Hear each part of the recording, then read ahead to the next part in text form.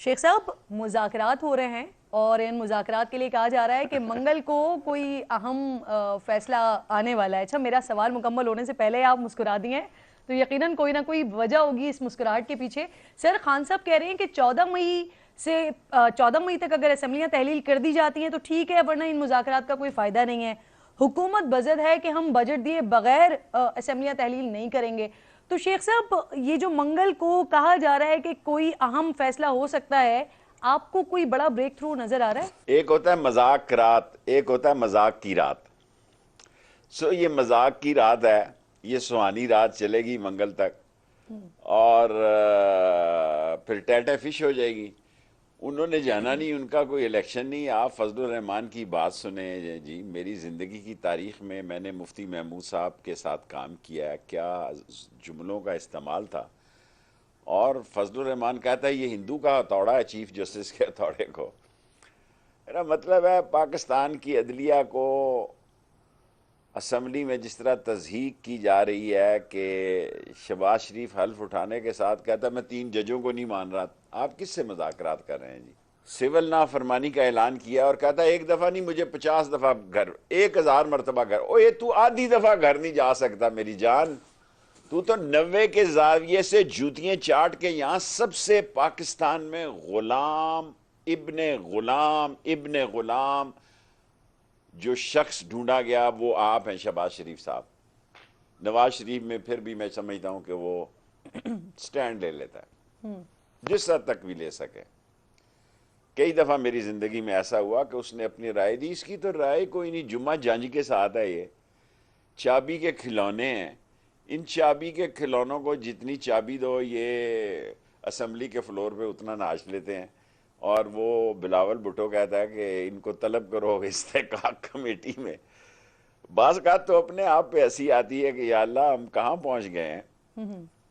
और जो जुमले एक दो और मेंबरों ने इस्तेमाल किए हैं वो जी तो मैं आपके सामने बयान भी नहीं कर शेख साहब, सकता। इस्तेहकाक कमेटी ये वाले मामले पर अदालत की जानिब से बड़ा तहम्मुल का मुजाहरा किया गया है, तो आपको लगता है कि इस तहम्मुल से ये जो बिलावल साहब मुतालबा कर रहे हैं बुलाया जा सकता है?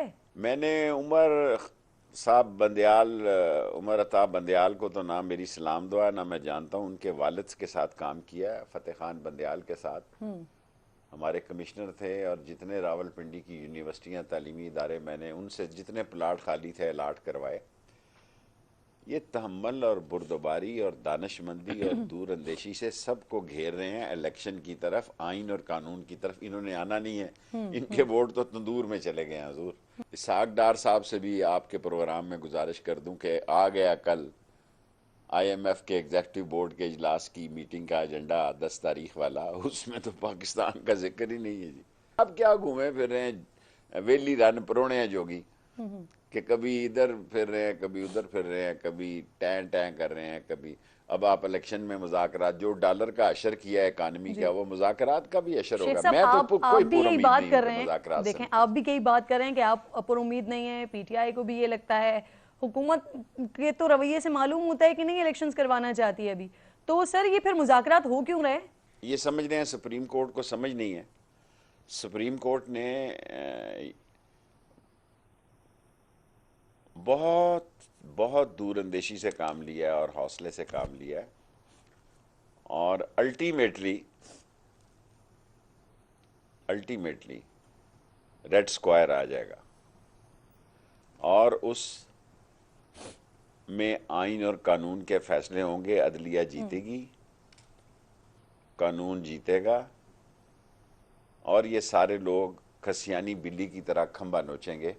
मैं तो सारी प्रोसीडिंग में देखी हैं, मैं उनकी तदब्बर को दाद देता हूँ जिस दानिशमंदी से वो ये काम आगे लेके चल रहे हैं। सर, वजीर दिफा कहते हैं कि ये अदालतों का काम नहीं है कि वो पंचायतें लगवाएं। पंचायत का लफ्ज़ तो एक आदमी ने नहीं इस्तेमाल किया बेटे।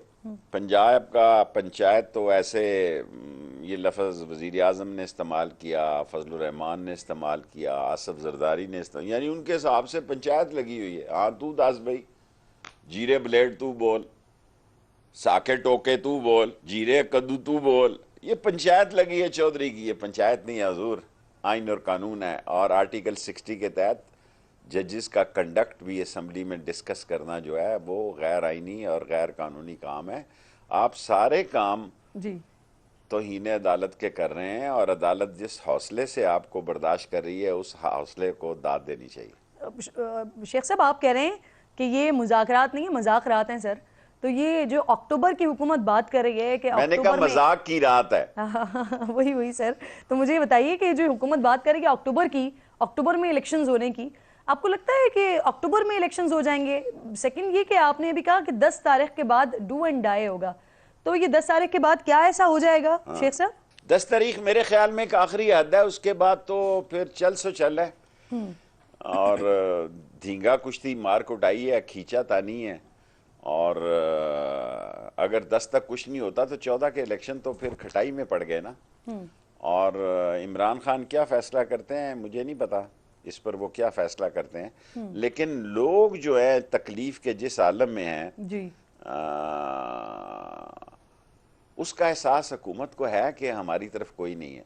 देखें, एक बात मैं आपसे अर्ज करूं कि कोई 85 तो वैसे ही वजीर है ना जिनका नोटिफिकेशन हुआ है, 4 बंदे ऐसे ही लटके हुए हैं जिनका अभी तक नोटिफिकेशन नहीं किया लेकिन झंडा लगा हुआ है। जी ये 89 वजीर याद रखें, इस झंडे के नीचे एक डंडा भी है और ये डंडा लोग उठाएंगे, मजबूरी में उठाएंगे। किसी का दिल नहीं चाहता, किसी का दिल नहीं चाहता कि आप बैल मुझे मार, लेकिन अब बैल मार ही रहा है तो ये भी तो बैल को मारेंगे ना। लेकिन सर ये डंडा So economy पहले भी तो destroy हो उठाया चुकी गया, है। पूरे मैं साल में आज 3-4 दफा आपके उठाया प्रोग्राम गया। में शेख अब साहब, भी लॉन्ग मार्च किए गए। अभी आज फवाद चौधरी साहब जी, कह जी। रहे हैं कि अगर ये इलेक्शंस नहीं होते हैं या कोई मुज़ाकरात का हल नहीं निकलता तो फिर पीटीआई लॉन्ग मार्च करेगी। तो सर जो पिछले साल में लॉन्ग मार्च भी होते रहे, जलसे भी होते रहे, उनसे तो कोई फायदा नहीं हुआ। इस बार ऐसा क्या हो जाएगा सर? ये कोई कम मामूली बात नहीं है कि 1 साल से इमरान खान ने पार्टी को एक्टिव रखा है 13 जमातों और बहुत सारी दूसरी ताकतों के मुकाबले में, जबकि हम देखें 16-16 दफ़ा वजीर ने हमारी आंखें पाँव और हाथ भी बांधे एक फ़ोन के पासवर्ड के लिए। अगर उनको फ़ोन का पासवर्ड हमें मोहब्बत से ही कहते तो हम 2 दे देते। सर जी, मसला क्या है? मसला ये है, क्या सियासी जमातें इंतखाब से भागती हैं? क्या सियासी जमातें, अगर ये सितंबर में आए हैं, अगस्त में असम्बली तोड़नी है, ये बारी इमरान की है और ये भरपूर अपोजिशन करें जी। और ये हुकूमत करना कोई आसान काम नहीं है, इनसे तो हो ही नहीं रही। आप मुख्तदिर हलकों को बहुत अच्छे तरीके से जानते हैं, बड़ा तजर्बा है सर आपका। उनके साथ ना होते हुए भी ये बारी इमरान खान की है सर। अब मैं क्या कहूँ कि वाकई मैं 1 साल से उनसे लातल्लुक हूँ, वो मुझसे लातल्लुक है। लेकिन अगर 100% इलेक्शन, मैं रुक कर कह रहा हूँ, अगर 100% इलेक्शन में धांधली हो, अगर 1 लाख वोट की जगह 50,000 वोट जाली बढ़े, फिर भी इमरान खान जीत जाएगा। नई अस्करी क़यादत से कोई राब्ता हुआ है शेख साहब आपका? नहीं हुआ ना उन्होंने किया। वो कहते हैं गुरूर हुस्न उन्हें, गुरूर इश्क हमें, वो आ नहीं सकते, हम जा नहीं सकते। सो अल्लाह अल्लाह खैर सल्ला। मेरी तो ख्वाहिश है कि इमरान खान की सुलह हो जाए, कोई फेयर इलेक्शन हो जाए। शेख साहब, ये सिर्फ आपकी ख्वाहिश नहीं है, खान साहब की भी ख्वाहिश है। ये खान साहब की भी ख्वाहिश है। इनफैक्ट वो साफियों से गुफ्तगू उन्होंने की है तो उसमें उन्होंने कहा है कि वो एस्टेब्लिशमेंट से बात करना चाहते हैं। तो वजह क्या है सर? एस्टेब्लिशमेंट उनसे बात करने को तैयार नहीं है, इतनी दूरी क्यों है? ये तो एस्टेब्लिशमेंट ही बता सकती है। और ये बात ठीक है कि वो काफी दूर है इमरान खान से, लेकिन अवाम ज्यादा दूर नहीं है इमरान खान से। कल चीफ ऑफ आर्मी स्टाफ ने कहा कि ताकत का सरचश्मा अवाम है और अवाम में और फौज में दरारें नहीं पड़नी चाहिए, बिल्कुल नहीं पड़नी चाहिए जी। और अवाम और फौज, ये फौज हमारी है, हम फौज के हैं, लेकिन हम भी फौज के हैं।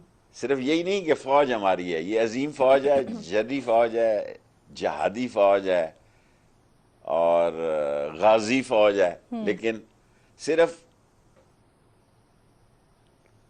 ये ही नहीं है, हम भी फौज के हैं, ये भी तस्वर किया जाए। ये कौम जो तबाह हो रही है, जिसके पास कब्र के पैसे नहीं है, कफन के पैसे नहीं है, बच्चे की फीस के पैसे नहीं है, आप तो यकीन जाने हमें खुद अपनी सियासत बहुत ही मुश्किल दिखाई देती है। हल्के में बैठना ही मुश्किल होता जा रहा है, क्योंकि मसाइल सुने तो फिर हम नाकाम हो चुके हैं और टीवी पे अब तो मैं ट्वीट कर देता हूँ, लेकिन जब आप लोग मोहब्बत का इजहार करते हैं तो सामने आने पड़ जाता है। तो वैसे तो अब दिल नहीं करता कि कोई प्रोग्राम करूं, क्योंकि मैं अपने हलके को के हालात को इतना बिगड़ा हुआ देख रहा हूं जी। कि कोई मुझसे ये सवाल कर सकता है कि तू 16 दफा वजीर खाक रहा है कि तू अपने हलके को, मेरे सामने जी पर्स औरतों के छीन के मोटरसाइकिलों पे लोग लेके जा रहे हैं। अभी कायदे आजम यूनिवर्सिटी के आगे कल दो बंदों ने 16 लोगों को एट ए टाइम, दो आदमियों ने 16 पार्टियों को एट ए टाइम लूटा है।